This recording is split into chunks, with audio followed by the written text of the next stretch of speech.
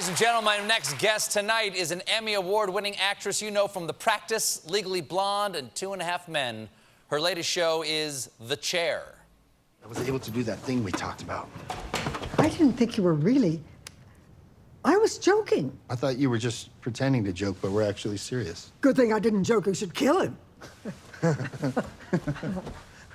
Right? So you tracked him down? Well, not exactly, but I was able to hack into the Rate My Professor website. Hack? No, I can't even be tangentially connected to anything that might seem improper conduct or illegal. But you want to know who it is? Yes. Okay. It was posted twice from the Humanities Library, both times between 5 p.m. and 6 p.m. F this class 223? No, eatmechaucer@gmail.com. If he posts again and say we were at the library... Yeah, I mean, you'd have to recognize the guy. That shouldn't be too hard. What are you gonna do if you catch him? Destroy him, Joan said jokingly, when that's exactly what she was planning to do. Please welcome to The Late Show, Holland Taylor.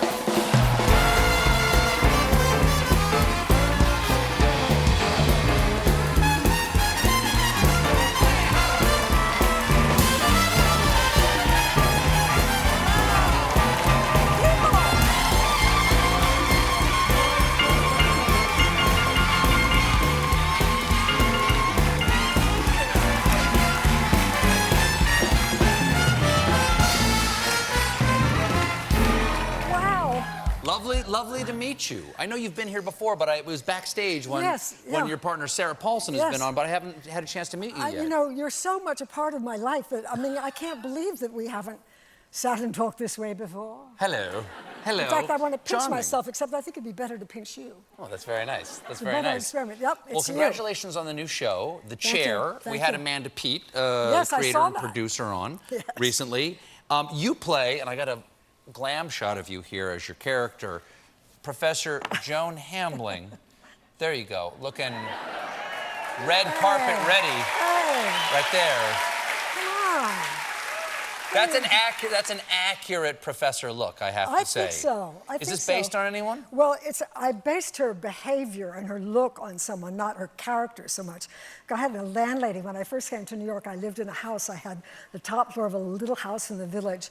And this woman who was a Greek scholar, American who was a Greek scholar and a poet, lived in the first floor. And she looked like that. Her clothes were always sort of half falling off her. Because as she was zipping up her skirt, she'd get an idea, and she'd have to go, you know, look at her book, and then she'd go about her day with her skirt like halfway down her, you know. By nighttime, it's on her ankles, you know, and she just was sort of unplugged from the normal things that we're all very concerned about, what we look like. Sure. Her hair was just, you know, she cut it herself sometimes, and it sort of wisped around, and because she was really in her mind. And she was a wonderful, wonderful, fabulous woman, but she did not care for things, clothes, eating. I guess she ate once in a while, a little chicken wing. And this was your first landlady in New York? That was my first landlady Where in New were you York. living? Where in the city? I was at 47 McDougal Street. Oh, wow. Yeah. I lived there for years, actually. Wow. Yeah. What was that like? First, where did you grow up? Like coming to the big city of New York to be an actress, where did you come from? Well, I had been in college in Vermont, in Bennington, Vermont. I grew up in Philadelphia, or just outside Philadelphia. Yeah, it's a great town. It really is the city of brotherly love. Did you ever think of being a professor yourself? No. No. If you were to be a professor, what would you want to be a professor of? If I actually were to teach something, I had a great teacher of acting, Stella Adler, and I probably would teach acting. Have you ever taught acting? I have done seminars at the Stella Adler School in Los Angeles a couple of times. And I would teach what she taught me because she was a great teacher, a tremendous intellectual, a great star, great personality. And she really had a technique, and I would teach that. But, you know, I would have to be in some way prevented from acting. It's a roll in the bones with your life a little bit to go into the arts because it's hard to get a gig. When did you think, I want to take that journey? I think when you're 12, you don't know that. So 12, that young. When you're 12 or 13, I mean, that's when we got a television set. I mean, everybody else had one, but I mean, this is long ago, children. And so we got a television set, and there was a Jackie Gleason show, and there's Playhouse 90 and United States Steel Hour, and all these things that were live, like theater. They were Jackie live. Gleason was in this building, this Yeah, stage. and I saw it the night he broke his leg.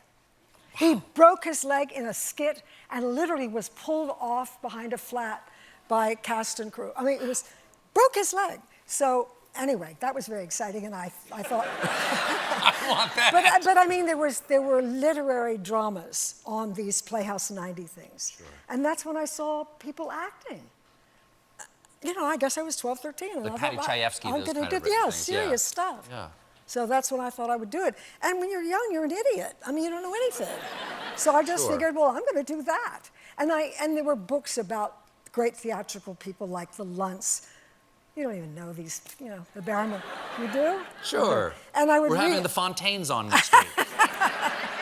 I would read about their lives, and I just loved the idea of the life of the theater. Mm-hmm. And when I did the theater, I thought, this is just like what I thought it was going to be. Well, it's so lovely to finally meet you. It's Thank you lovely for being to meet here. you. I just loved it. Me too.